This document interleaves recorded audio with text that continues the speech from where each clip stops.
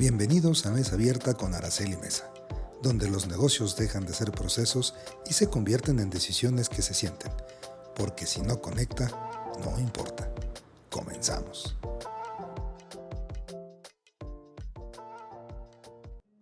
Hola, ¿qué tal? Bienvenidos a un episodio más de Mesa Abierta. Yo soy Araceli Mesa y hoy estoy con un invitado súper especial. Es un gran amigo y alguien a quien quiero y admiro muchísimo, así que estoy muy emocionada de presentarles a Luis Vadillo. Él es fundador de MSK, una de las agencias digitales más influyentes de México y Latinoamérica. Es autor del libro CEO Digital, profesor en IAB y en AMBO, y un referente en estrategia digital, alta dirección y liderazgo empresarial. Ha capacitado a marcas AAA, ha sido parte del consejo editorial de Reforma y ha hablado en escenarios como Talentland, Tec de Monterrey y muchos más. Pero más allá de los títulos y logros, Luis tiene algo que muchos a veces ocultan, pero que al final eso es lo que les da ese valor y ese diferenciador, y es una historia real de esfuerzo, de caídas, de reinvención, de innovación y de transformación constante. Hoy nos sentamos con él para hablar de eso que no siempre se ve, pero que sostiene todo, la mentalidad, los errores, el éxito y el camino hacia también tener una familia linda y ser feliz, ¿no? Así es de que bienvenido, Luis, muchas gracias. Gracias por la invitación, muy contento de estar por acá y de poder participar un poco me gusta el concepto también de mostrar la vulnerabilidad, las caídas, no siempre es algo que se muestre afuera y agradecerte por la invitación. Encantada de que estés aquí con nosotros, amigo, y bueno, a nosotros nos gusta enfocarnos más en la persona, más que en la parte técnica o demás, ¿no? Entonces nos gustaría saber quién es Luis y cómo ha sido esta transición a ser el empresario que hoy eres. Bueno, ¿quién soy? Una persona inconclusa, incompleta, en proceso de construcción constante, inquieto, con un ferviente creyente que somos personas que todo el tiempo tenemos que estarnos construyendo, aprendiendo y buscando siempre ir por más, o sea, un paso adelante. Yo comencé en esta carrera de la publicidad hace prácticamente desde que estaba en la universidad, poco más de 20 años.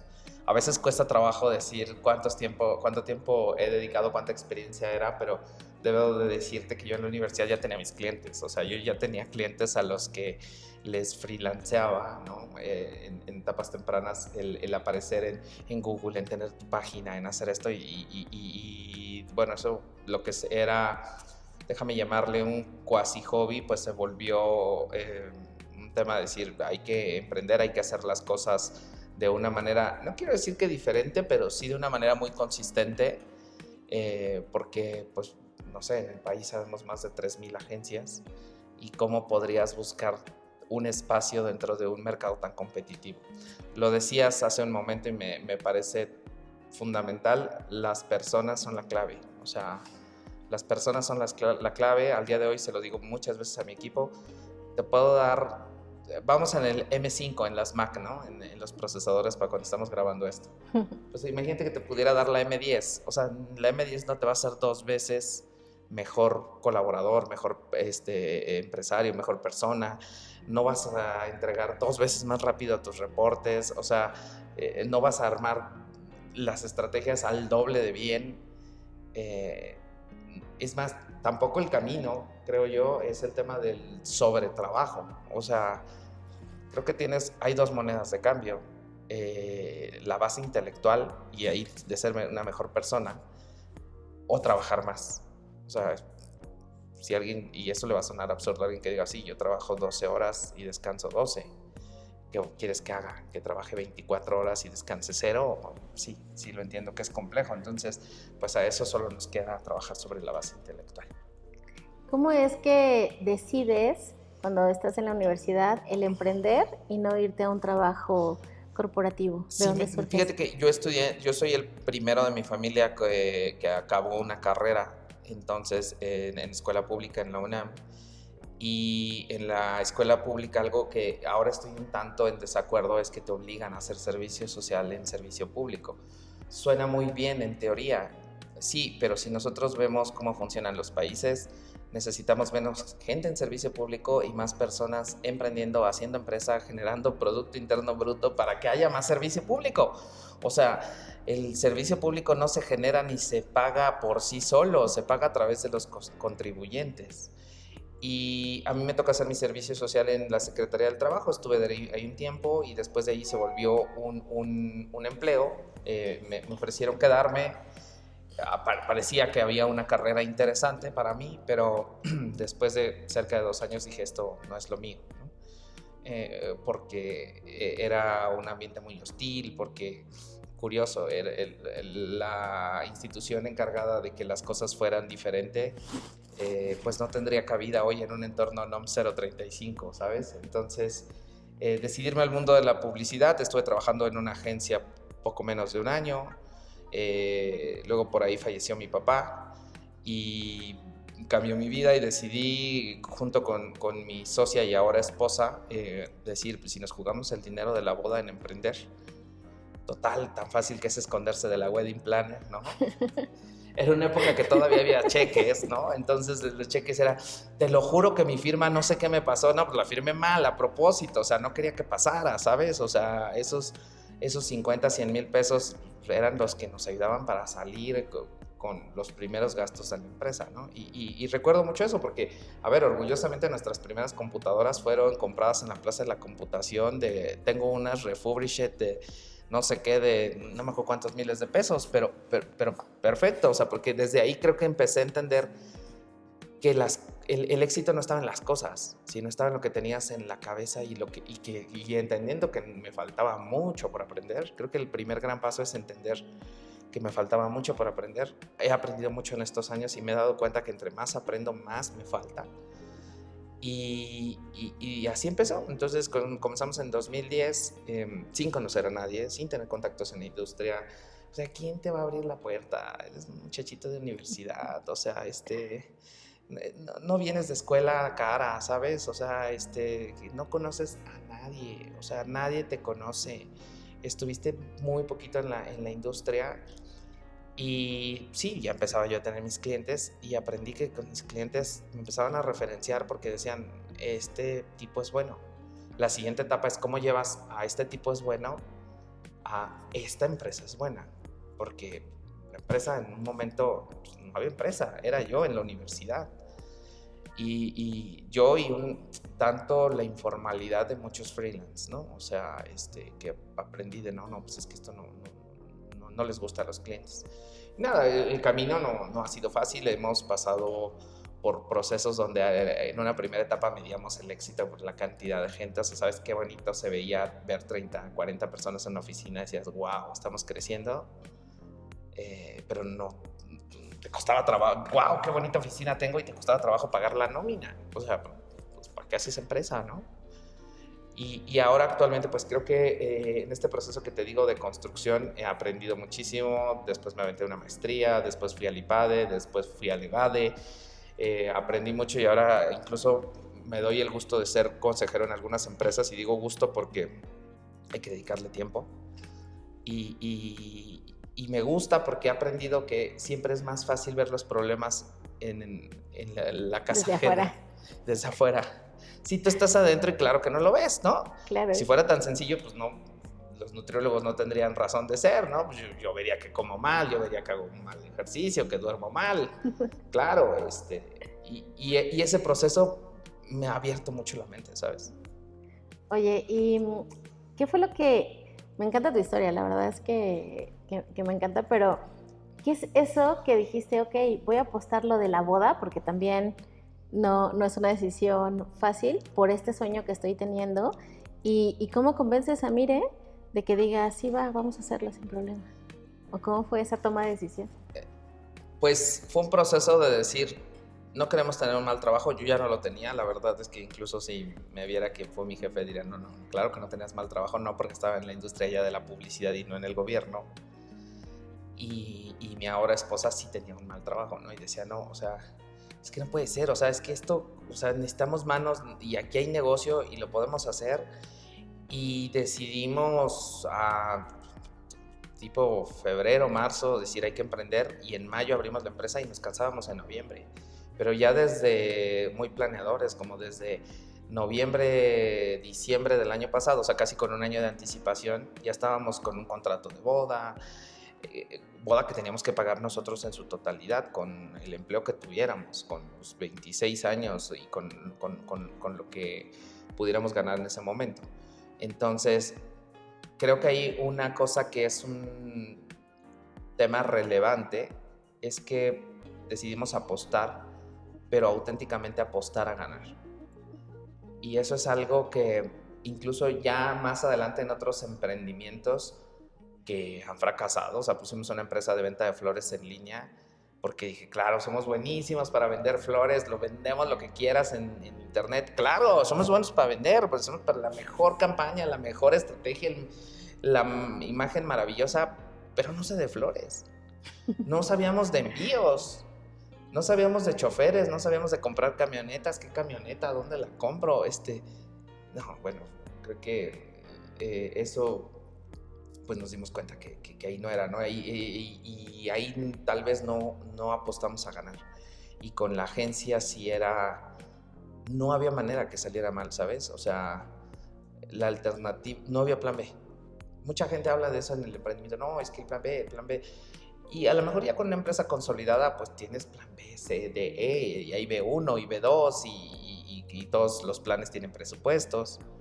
Pero yo soy un creyente que cuando la escasez de recursos económicos y también de tiempo no existen, salen las mejores ideas. O sea, porque no había manera de fallar. O sea, ¿qué iba a hacer? ¿No casarme? ¿Qué iba a hacer? O sea, no había manera, ¿no? Afortunadamente, muy pronto no tan pronto, pero sí empezaron a llegar los clientes. Digo, no tan pronto porque pasaron muchas particularidades que no siempre pasan, ¿no? O sea, tipo de, vamos a correr una campaña maravillosa que ya teníamos y nos la bloquea Google. ¿Por qué razón? Pues un poco sin razón. O sea, cosas que te pasan, ¿no? Íbamos a tener un socio que iba a aportar una cantidad importante de dinero y de repente decimos que sí, y ya cuando le vamos a entrar es, sí, pero yo no voy a hacer acta constitutiva. ¿Qué te pasa? Entonces te bajas de ahí y dices, pues, perdí un socio, perdí su aportación económica. Sí, pero este cuate no sabe hacer lo que vamos a hacer en la empresa. Entonces, ¿como para qué lo necesito, no? Qué bueno que veía yo la perspectiva con eso así, de para qué necesito el dinero. Fíjate, en algún momento me han hecho una pregunta que si volvería a emprender y he dado dos respuestas diferentes. He dicho que sí y he dicho que no. ¿Por qué sí y por qué no? ¿Por qué sí? Porque no cambiaría nada la vida de tomar las decisiones de hacia dónde voy. O sea, porque aunque trabajara en una empresa súper importante, linda, que me pagara re bien y todo, sé que en algún momento podría llegar un correo diciendo que me toca hacer algo que no quiero o que ya no voy a estar ahí. Ni siquiera por una razón propia, por algo asociado a mi desempeño o simplemente el mercado dejó de ser relevante para ellos o la vendieron o lo que sea y me toca vivir en otra realidad por una decisión que se toma en otro escritorio que no es el mío. Esa sería la más importante. Creo que me gusta la responsabilidad de poder construir lo que quiero hacia adelante. ¿Por qué no volver a emprender? Porque no en aquel entonces creo que era muy poco consciente de todo lo que implica emprender. Emprender implica encontrar a las mejores personas, motivarlas, meterlas a un equipo, capacitarlas, pagarles, creer en ellas, hacer que hagan las cosas como tú las harías en cuanto a amor, pero que crees que las hagan mejor que lo que tú las haces, porque tú no eres bueno para todo. Y luego después que esa gente te deje, y luego que los clientes no lleguen, y luego que alguien te quiera demandar, y luego que te llegue el SAT, luego que te llegue el IMSS, luego que te equivocaste en un contrato, o sea, te pueden pasar 5,000 cosas. Yo recuerdo mucho a un amigo que me decía, estás loco, tienes 20 personas, ¿cómo puedes tener 20 personas? Bueno, ahora que tenemos como 65, 70, no sé exactamente cuántos somos, me dice que estoy más loco, ¿no? Y sí, tal vez sí, él está en el mundo de la tecnología y él prefiere fierros a personas. Yo creo firmemente en la conjunción de personas que entiendan la estrategia, la creatividad y sí, la tecnología. O sea, yo no creería solo en la tecnología, ¿sabes? Soy muy tecnológico y todo, pero si me dices presencial o Zoom, presencial, no. Claro. Y yo eso que acabas de decir le sumaría todavía el hecho de confiar en ti y en tu proyecto a pesar de las circunstancias, ¿no? Porque eso lo tienes que permear con tu Pero lo equipo. tienes que validar. Sí, claro. Lo tienes que validar también, porque también hay gente muy brillante que llega y te dice, es que tengo una súper idea, además ya la reboté, ya la hice y todo. Muchas veces te das cuenta que la rebotó con ChatGPT, que ChatGPT no sabe decir que no. Claro. O sea, es la persona más... Validadora. Validadora. O sea, no sabes el caso que le dijo a alguien que estaba a nada de casi de un premio Nobel, ¿no? Y esta persona tenía, creo que hasta alucinaciones. Entonces, si no has validado el modelo de negocio y de repente llegas y ya me pasó con alguien que me dijo, no, es que mira, es que tengo un business case y quisiera hacer esto y igual tú le puedes entrar con la parte de marketing y no sé qué y te puedes volver socio y lo vemos. Y vi el producto y quiero mucho a esta persona y le dije, es que lo que quieres hacer ya existe y se llama tal y en tal mercado y mira cómo le va. Y creo que fue hasta agresivo, o sea, ¿sabes? O sea, para esa persona fue como... O sea, me estás diciendo que en México no va a funcionar. O sea, no lo sé, pero no es lo que creo que tú crees. Después creo que un poco más adelante salió una startup, algo que hacía algo muy similar en México. Y no le fue bien. A ver, no quiero decir que yo tenga la verdad absoluta de, ay, claro, este desgraciado ni le eché la sal, ni sé seguramente más que él. Solamente sabía que eso ya se había intentado y no había funcionado. La única diferencia. Entonces yo por eso creo que tienes que validar.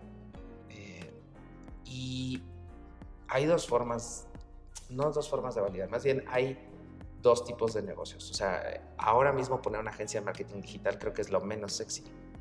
Porque hay 4,000 o no sé cuántas hayan. O sea, además todos los días, ayer estaba en un evento de TikTok y de repente conozco según a las más importantes y de repente empiezan a nombrar otras.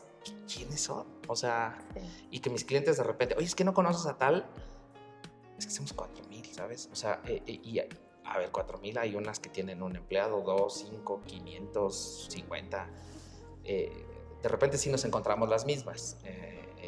Eso sí es un hecho, ¿no? O sea, sí conozco a mi competencia y nos conocemos bien, nos tomamos cafés. Pero esa industria ya es un poco sexy porque es como, vamos a emprender ahora, pongamos un despacho de contadores. Nadie lo ha hecho así. ¿Sabes con qué? Con ella hay. Pareciera que es el menos sexy. Y ahora el segundo camino para emprender es vamos a inventarnos una bolsa que es hipoalergénica y que se hace chiquita con el agua y grande con el sol y que carga mandado y te sirve para hacer tarea. Ay, güey. O sea, no sé si es tan revolucionario pero no estoy entendiendo, ¿sabes? Sí. O estás, los japoneses le llaman a eso, o es un chindogu, que es como, ay, tengo una gorra para mis pestañas, o sea, como, caray, o sea.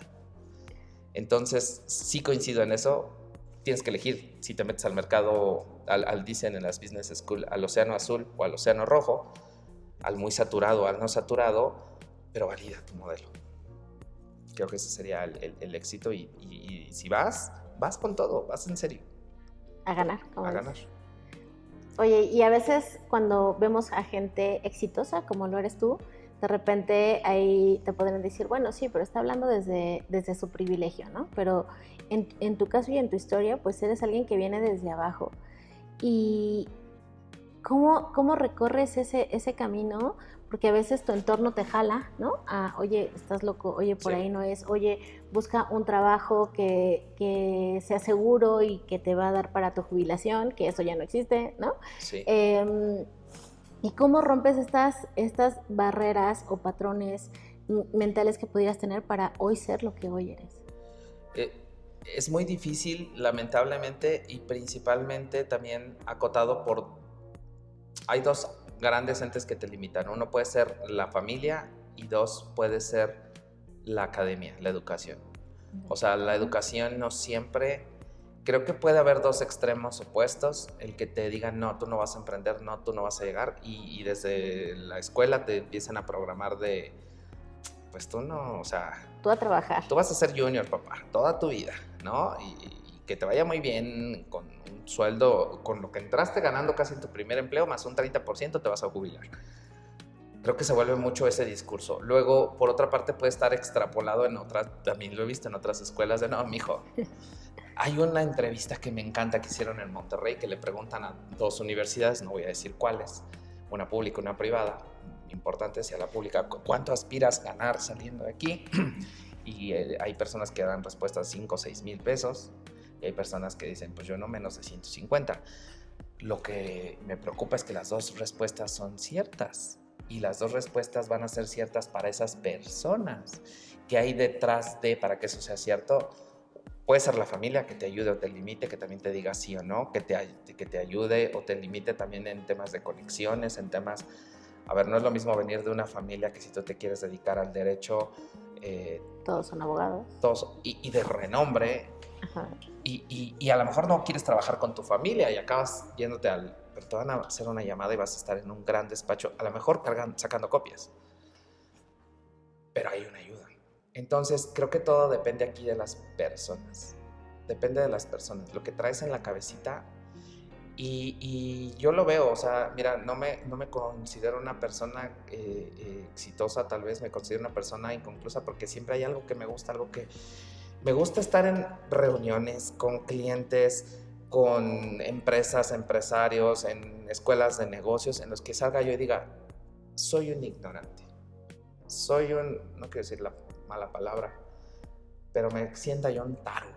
Me gusta, porque entonces digo, claro. Es más, tengo unos amigos que ven el hacer negocios 20x más grande que yo y digo, claro, o sea, yo me quiero sentir chiquito porque yo les aprendo a ellos, ¿no? 20, 30x, o sea, que hablas de un negocio de 10 millones y te dicen, pues de dólares es poco, ¿no? Y tú dices, ay, yo había pensado pesos, ¿no?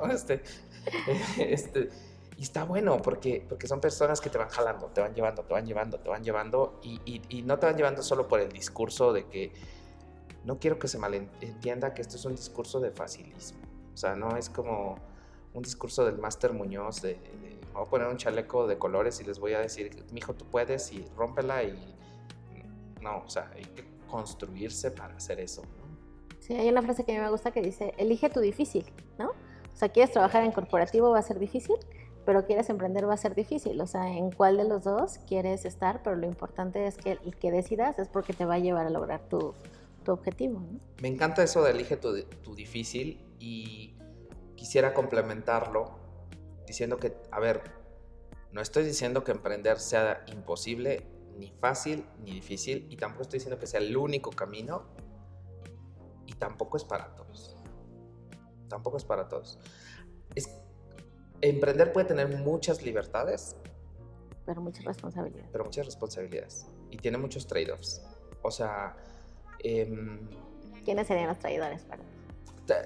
No, trade-offs, me refiero más bien a trade-offs. Digo, ¿qué pierdo, qué dejo? A ver, yo tengo el gusto, el orgullo de poder llevar a mi hija casi todos los días a la escuela, muchos de ellos en bicicleta. Yo creo que muchos papás me venían a decir, este pinche hippie no trabaja, ¿no? Mantenido. Y sé que cada quien está lidiando con diferentes batallas. El que puede tener un súper empleo y entonces tiene una junta con Global y Global está pidiendo que baje a 50 personas de su equipo y qué voy a hacer. Y no estoy diciendo que eso no sean batallas. Y hay gente que está muy lista para lidiar con eso y hay otros que nos toca lidiar con, oye, es que esto de la AI nos va a aplastar si no nos movemos y no me voy a quedar sin chamba yo. Voy a dejar a 70 personas sin empleo. Y de esas 70 personas hay muchos que no se merecen esto. O sea, por no decir todos, ¿sabes? O sea, me refiero a... No, yo tengo un compromiso hasta moral con ellos. Sí, claro. Tengo un compromiso moral y no de pagar, ¿sabes? Sino de si creyeron en mí, si creyeron en nosotros, de desarrollarlos, de que aprendan, incluso hay unos casos de colaboradores que han crecido impresionante, se han ido de la empresa y sabemos que era lo mejor que se fueran porque les está yendo mejor incluso en otro lado. ¿Por qué? Porque llega un momento que un colaborador es más grande que la empresa y es momento de cambiarse. Y como no dejamos de ser una empresa pequeña, y aunque lo fuéramos el competidor el número uno, a ver, a Google y a TikTok en las posiciones más altas le han renunciado y le renuncian en México. Entonces, pues sí, hay personas que crecen y es momento de irse a otro lado y cuesta también trabajo entenderlo. Pero es que eso habla incluso de tu calidad como líder y como empresario, porque es si aquí ya no puede crecer más y tiene un talento, bien, vete, ¿no? Y hasta te sientes orgulloso de haber formado parte de la historia.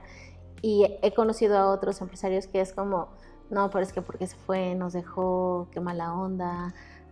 Las primeras salidas nos costaron mucho trabajo, porque además al principio creo que hicimos a nuestros amigos, nuestros colaboradores. Y no está mal, pero pues, y no está mal. Y yo sigo creyendo que incluso si la empresa es una familia, hay quien me critica, hay fuertes corrientes que dicen, pero es que a tu madre no la correrías.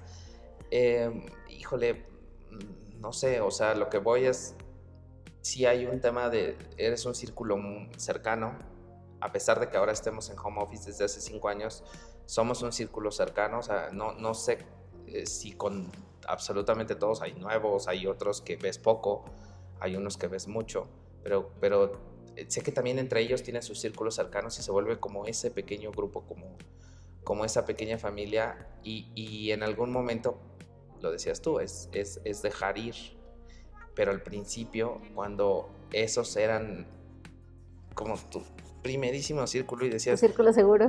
Sí, pero es que en 10 años vamos a estar en una cosa que yo soñé, ¿no? Y a lo mejor sí vas hacia allá, pero alguien también te puede decir, pues yo no quiero eso. Y es ultra válido, pero creo que no estamos preparados para decir que alguien se te vaya. A todos les ha pasado.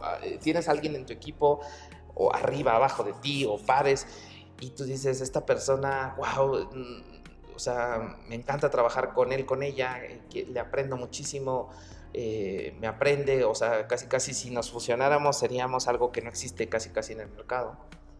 Y de repente esa persona te dice adiós, pues pasa. Claro. Y es normal. Y a veces cuando eres colaborador te puedes cuestionar de, entonces yo también me debería de ir, ¿no? No, a ver, no vienen por paquete, ¿no? Creo que eso es importante pensarlo, ¿no? Es tu decisión, es tu futuro, es tu vida, es lo que a ti te toca. Hace rato hablabas sobre el tema de pues, la red de contactos o la gente que conoces. Cuando inicias o no tienes acceso a esa red que ya está como establecida, ¿cómo la construyes y qué tan importante es el generar estas relaciones que te ayuden a crecer, ¿no?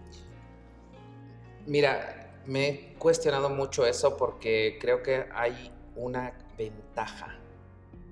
La primera es que en la industria de la comunicación y de la publicidad digital no llegamos temprano tampoco, o sea, 2010, a ver, pero no había TikTok, WhatsApp todavía no era lo que era. Los datos, muchos del equipo no tenían datos en su celular, o sea, ¿cómo no tenías datos? Y claro, o sea, sí, la televisión todavía pegaba mucho. Yo creo que cuando yo empecé en esto, más o menos se invertían unos 10 centavos de peso en digital por cada peso que se gastaba en publicidad. Ahora depende cómo lo midan y quién lo mida, pero más o menos está en 60. O sea, se invierte más que nunca. O sea, la industria digital es la que más dinero se mete. Y a lo mejor llegué en un momento sin llegar a ser como si algunos de mis colegas que llevan 25 años en esto, pues llegamos en un momento no tan tardío y en una industria que se está desarrollando mucho. Y lo que viene con inteligencia artificial será muchísimo más, porque creo que somos el puente para entender la tecnología. O sea, la tecnología, con todo y que sea muy sencilla, es tan sencilla que es abrumadora. Es una cajita que te dice qué buscas, ¿no? Casi Google. Sí, pero para que eso funcione, pues hay muchas cosas detrás. Si fuera tan sencillo, pues la marca grandota, chiquita, mediana se pone ahí y ahora, no porque sea accesible para todos, es que todos lo hagan bien. Las calculadoras son accesibles para todas las personas y no todos las saben usar. Entonces creo que llegamos en un buen momento. Dos, para lo que me decías de esta red, creo que o tienes que tener unos muy buenos conocidos, que va a ser más rápido, o tienes que ser muy bueno, que va a ser muy lento, porque nadie te va a creer. Pero sí, soy muy buena, pero no tengo tantos conocidos, ¿qué hago? Pues empezar a mostrar tu trabajo. Yo creo que algo que yo podría hacer ahora, y le podría recomendar a alguien que quiera hacer eso, es sé tan bueno y sé tan irresistible que puedas llegar con alguien y decirle casi te hago algo gratis, ¿no? Una ONG o una empresa pequeña o algo que se pueda ir lanzar que digan, claro, es que esto sí lo necesito, y que le veas un compromiso a esa persona, y entonces eso te ayuda a hacer un poco como de experiencia. En las empresas, y yo no lo entendía tanto, pero las empresas, pues evidentemente las más grandes, no sabes qué difícil es trabajar con las grandes. Contratos larguísimos, bueno, sí lo sabes, yo sé que lo sabes. Vienes de una muy grande también, contratos larguísimos, due diligence, procesos, y te revisan todo, y sí, claro, o sea, nosotros tenemos que tener desde licencias de software, seguro social, muchas cosas que está bien, es lo que necesita el negocio formal, pero muchas de tu competencia es ultra informal. Bueno, pues sí, está bien, cobra 5,000 pesos y a ver cuánto sobrevives. Pasa mucho con los freelance. Mira, los freelance, no sé, vamos a poner un hipotético, ganan 30,000 pesos mensuales en un empleo y dicen, no, me voy a independizar. Y entonces a lo mejor hacen un trabajo de una página que les toma 4 semanas y la venden en 5,000. Entonces dices, a ver, qué lógica, güey. Entonces, ¿cuántas de esas vas a hacer para ganar lo que ganabas? Uh-huh. Pues sí, no sabemos hacer negocios. Generalmente no sabemos. ¿Cuáles han sido como, o platícanos de algún fracaso más fuerte que has tenido y cómo saliste de ahí? ¿Y qué aprendiste? Muchos. Tendría muchas historias, pero... ¿Y qué más te marcó y qué dijiste? Yo creo que algo asociado completamente a mí, que te puede llegar de fuera, que no tienes nada que ver. Hace algunos años, cuando hubo esta matanza de Charlie Hebdo, no tiene nada que ver con México. Resulta que hay un tema, así imagínate como ahora Palestina, ¿no? Que no tiene nada que ver en un estricto sentido con mi empresa, ni con mis clientes, ni con nada. O sea, y no quiero decir demeritando que sea una crisis. Pero sucede esta situación y entonces unos activistas, que ahora se llaman hacktivistas, deciden vulnerar el centro de datos, los data centers, donde nosotros rentábamos servidores que todavía eran físicos. No era todavía la nube lo que es ahora, ¿no? Y nos hackean, llegamos a la empresa, no sé, creo que yo regresaba de comer, y nos hackean 50 sitios, 40 sitios, no sé, no por errores nuestros, se meten a los data centers y vulneran todo, y te aparecen cosas como, ya sabes, hablando como en árabe, y mensajes. Yo los asocio a terrorismo, ¿no? Soy un ignorante de ese tema, ¿no? O sea, entonces, ¿qué es esto, no? Te metías a la página de una empresa que había creído en nosotros y todo, y que tenemos una relación, y de repente le aparecía hackeado. Y el proveedor no nos hackearon a nosotros, hackearon a nivel mundial no sé cuántos. O sea, miles de sitios. Nosotros no éramos el objetivo, no era un ataque dirigido.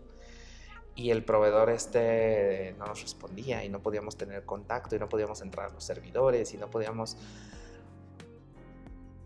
Un momento de crisis. Y entonces, cuando me cuentan todo esto, además por la configuración de la oficina que teníamos en Polanco, en Ciudad de México, todo abierto, yo solo tenía una mini oficinita y unas cuantas salas de juntas, toda la gente afuera, y me lo cuentan afuera, y me colapso. O sea, dije, ya no sé de la madre, o sea, me colapso, ¿no? O sea, y todo el mundo voltea, y yo nunca me di cuenta del poder que tiene una palabra que yo diga. No sé, en aquel entonces habremos sido 40, no sé exactamente cuántos, pero a ver, lo digas entre 40 personas, y que la persona que está en la dirección general diga, ya valimos y no sé qué, y utilizas un lenguaje que de entrada no es el correcto, pero que lo percibas como un problema, entonces sí, ya valimos. Y recibimos muchísimas críticas. A ver, tenemos a los clientes llamándonos, los colaboradores decían, pues es que si este güey no sabe, pues yo qué voy a saber, o sea. Claro. Y hasta que alguien del equipo se acercó y me dijo, oye, pues tranquilo, muchos de esos sitios los tenemos en respaldos, a nosotros no nos hackearon, nosotros tenemos todo.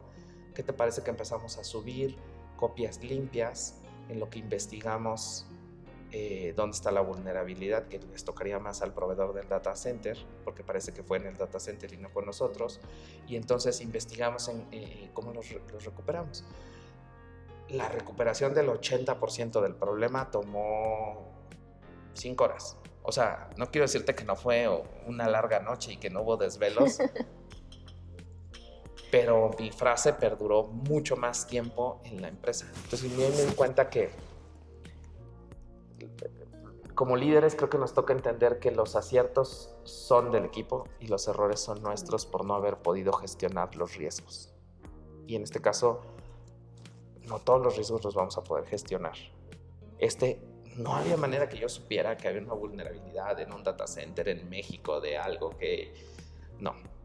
Entonces creo que ese es un tema ahí de aprender que esto que te decía de los errores, y 2, de que tenemos una responsabilidad importantísima. O sea, si yo estoy en una videollamada y a mí me duele la cabeza, creo que más valdría la pena que yo me excuse de ya no estar en esa llamada, a que ellos piensen de, no, claro, es que capaz que fue porque no ganamos el cliente y ese cliente y entonces ya no me van a pagar el aguinaldo y... Madre, yo no quiero que piensen que no nos vamos a pagar el aguinaldo, ¿no? Sí, claro. Entonces creo que ahí tenemos que ser muy cuidadosos. Lo he aprendido a los golpes, ¿no? No hay manual. Si hoy tuvieras que empezar de nuevo, ¿qué harías? Empezar de nuevo, se parece mucho si volvería a emprender. Pues sí, la respuesta es sí. Y me la han hecho ver de sí volvería a emprender. Me la han hecho ver porque, a ver, emprender tiene muchas grandes mieles y no estoy dispuesto a perderlas, ¿no? Pero ¿por dónde empiezas? O sea, es como hoy tienes que empezar desde cero. Día cero. No existe más que tu talento y la experiencia que hoy tienes. ¿Por dónde empiezas? Empezaría por rodearme de las personas correctas.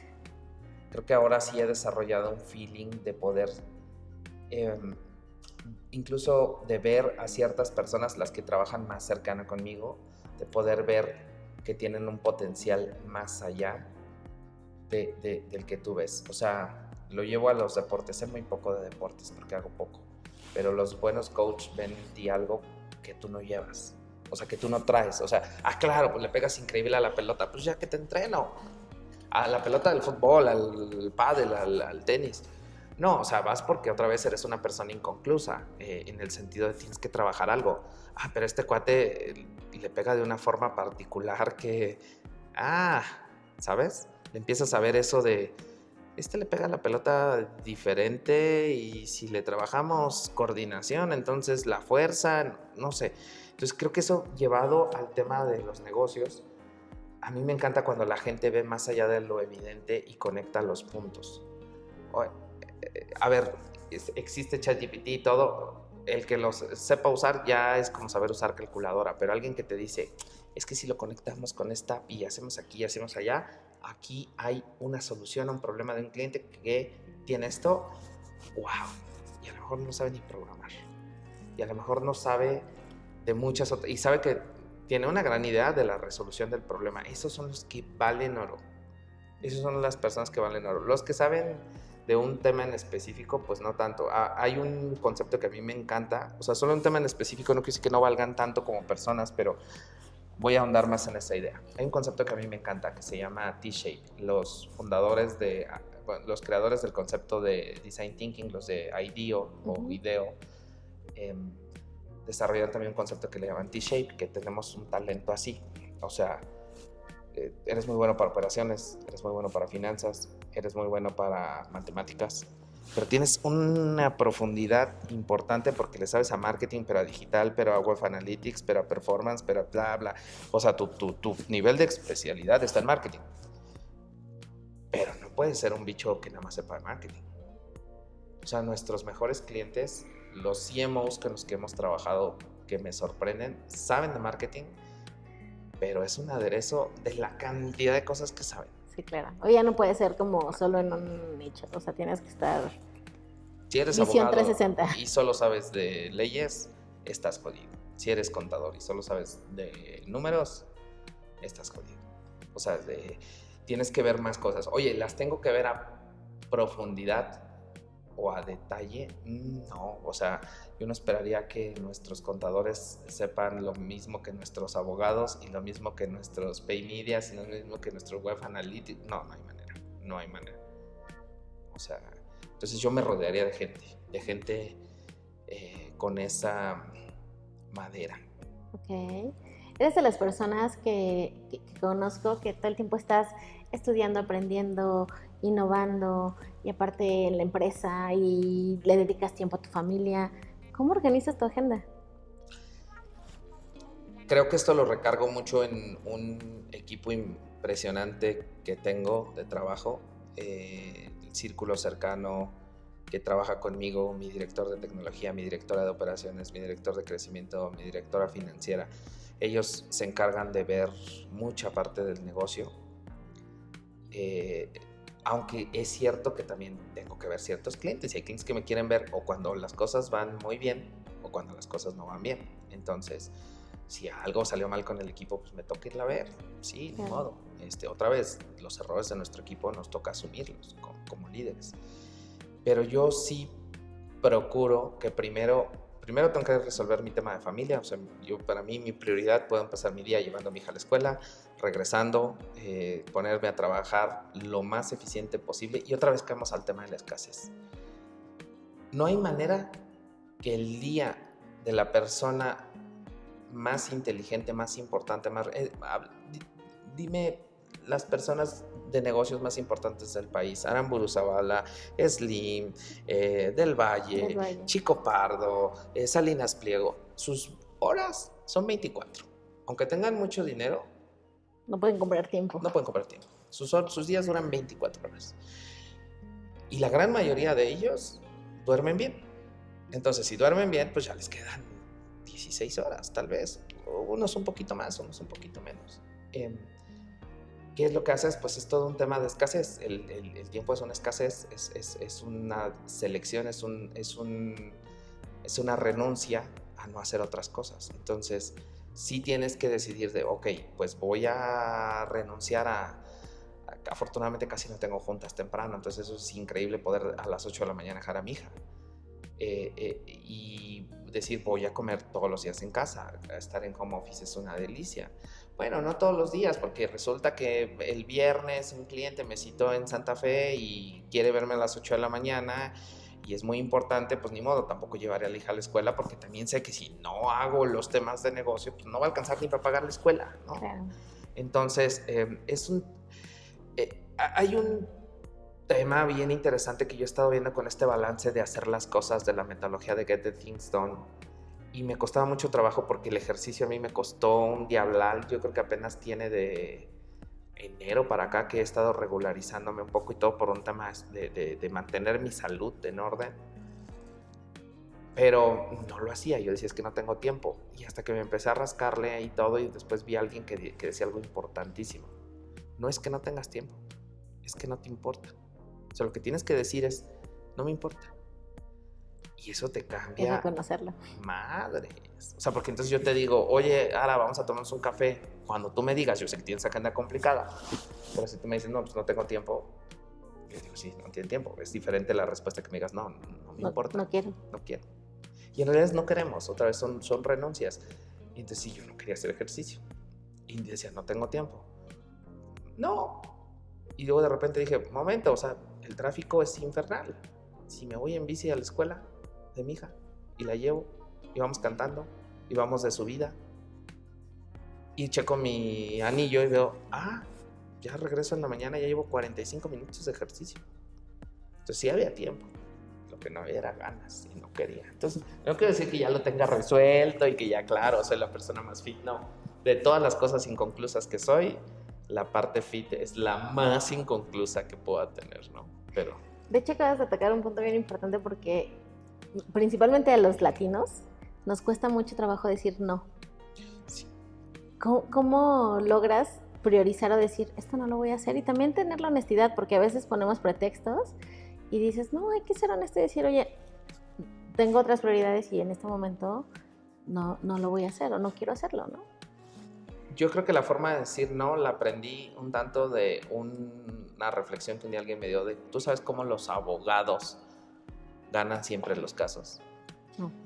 Pues porque no aceptan los que no van a ganar. Ok. Y dije, claro.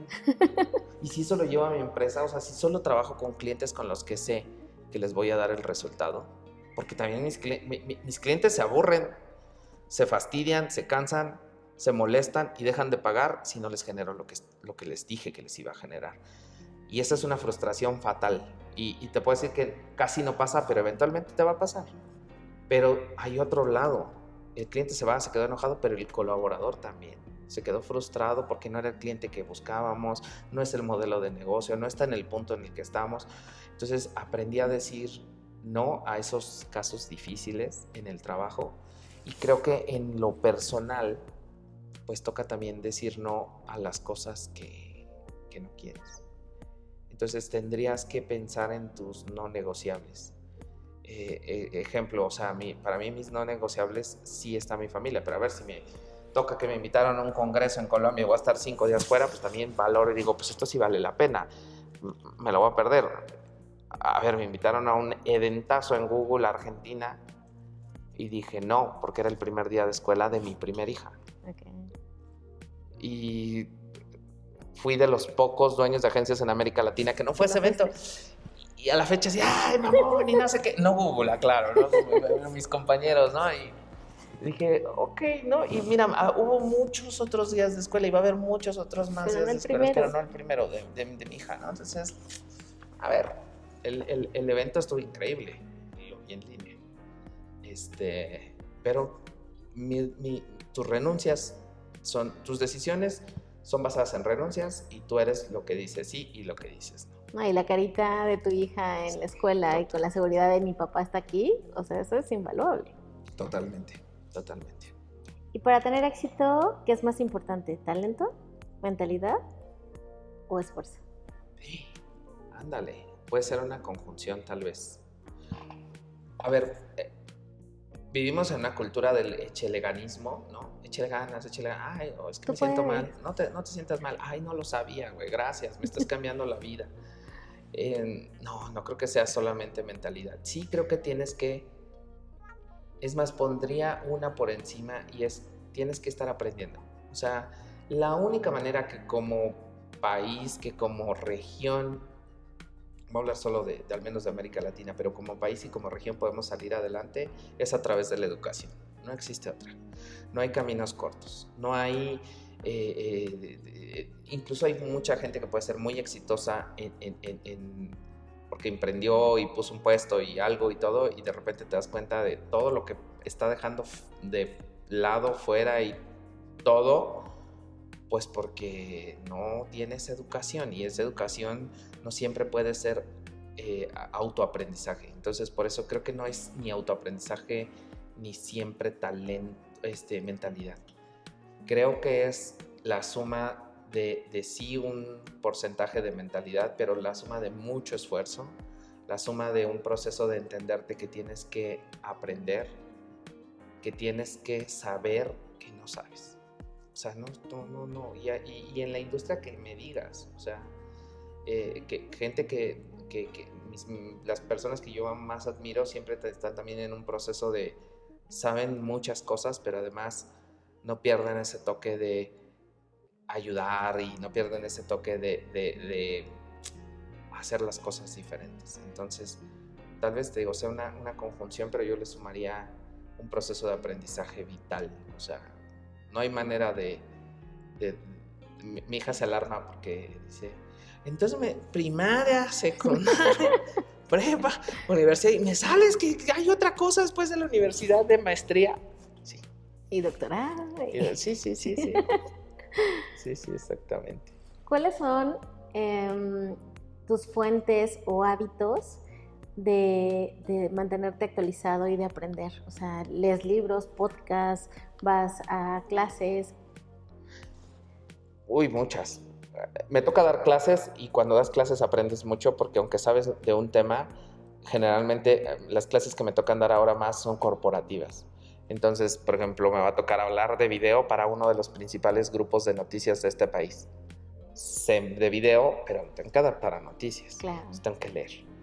Leo muchísimo Harvard Business Review, procuro estar muy vinculado, me encanta, mi casa será, aunque ahorita estoy estudiando en el EGADE, mi casa será el IPADE, leer casos, encontrarte cosas, no siempre un libro completo, debo de confesarlo, no siempre me da la vida para leerlos completos, pero también me aviento podcast, pero también, y sumaría que para ese proceso de aprendizaje también viajar. Y en el caso específico de mi industria, conocer a mi industria. O sea, nos contamos qué nos duele y nos damos cuenta que nos duele lo mismo. Entonces, si puedes hacer algo con tu industria, es increíble. En la industria que te encuentres, eso es increíble.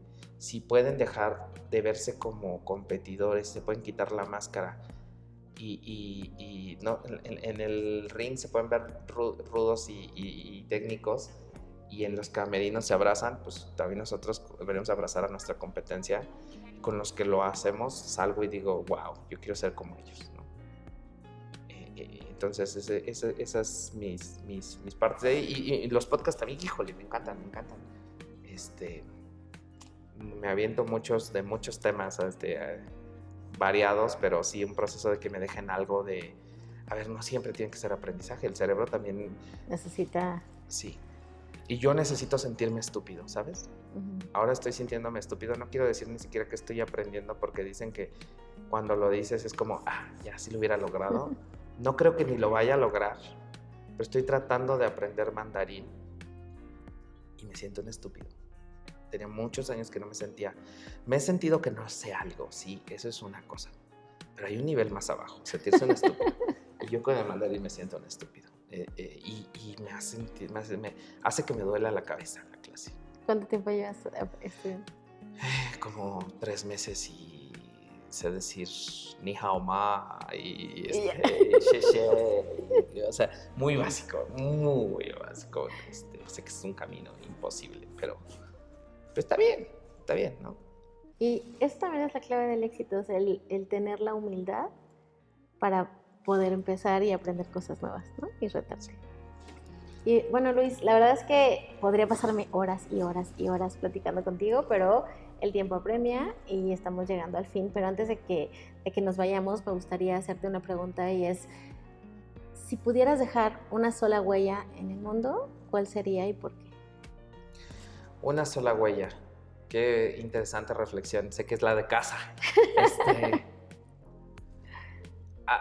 Hace algún tiempo me dijeron que si pudiera poner algo en mi epitafio y yo lo pudiera dejar escrito, ¿qué pondría? Y fue en un coaching de negocios.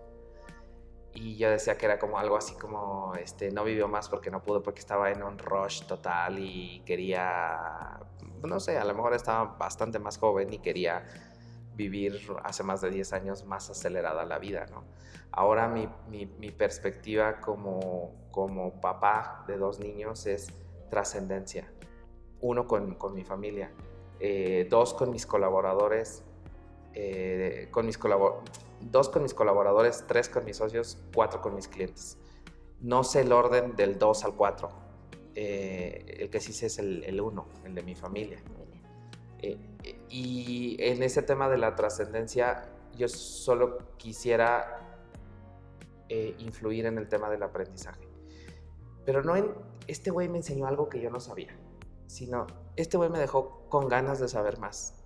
Y esa probadita así me parece, porque yo de las personas que admiro, y nos tocó compartir el aula, o sea, de escucharte a ti, escuchar a otra persona, no voy a decir nombres porque si dejo a alguien afuera me van a odiar. Sí. Pero escuchar o en el aula, o escuchar a un profesor, o escuchar en una conferencia, o escuchar a un empresario. He tenido juntas con gente de muy alto nivel y me he quedado con, claro, quisiera tener otra junta. O sea, y es como el regreso al inconcluso. O sea, lo mejor es quedarte con ganas de más. y yo le echo la culpa a los conciertos. Otra, creo que en muchas partes del mundo no hacen eso. Pero en verdad, cuando te quedas con ganas de más, yo quisiera que la gente, cuando tuvo me tocó a lo mejor estar en una clase, o me tocó participar en un proyecto, tuve alguna participación con ellos, que la gente dijera, me quedé con ganas de más. Hasta tomar un café y que digas, sí, quiero tomar otro café con él, ¿no? Sí, prometeré decir, busco espacio, nunca diré no me importa. Me encanta, pues la verdad es que muchas gracias, Luis. Estoy segura que cada una de las cosas que nos acabas de compartir hoy va a generar mucho valor y que se van a quedar con más ganas de poder escucharte en Mesa Abierta. Gracias por tu tiempo y tu espacio. Gracias a ti por la invitación, y pues solamente quisiera cerrar diciendo que justo esta parte de compartir, de escuchar, de ver estos tipos de contenidos es también parte de esos procesos de aprendizaje, pero pues que no los dejes en, yo vi la increíble historia del chocolate, o yo vi lo que hacía Sapos. O sea, si lo dejas ahí, ya valió. Se quedó en modo podcast. Yo le digo que es nomás medio lo escuché, pero no actué en nada. Si algo, no de lo que dije yo hoy, o tal vez sí, pero si algo de lo que has escuchado en este programa, si algo de lo que, una reflexión, una cita, un libro, algo te llamó, pues ahí tienes internet, googléalo, chatgpitéalo, revisa qué y ve por ese pasito.